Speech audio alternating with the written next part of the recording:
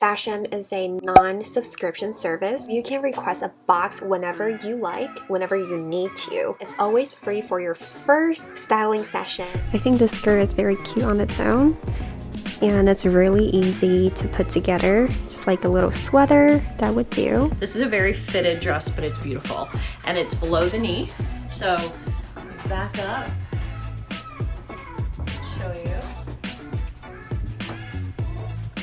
Really pretty. If you buy 3 items with Fashom, you get 25% off. If you buy 5, you get 30% off. I think it's worth it. $15 is the least expensive clothing subscription box that I get every single month. So it's definitely worth it. I think this is so cute. It's such a good like spot where it hits on me.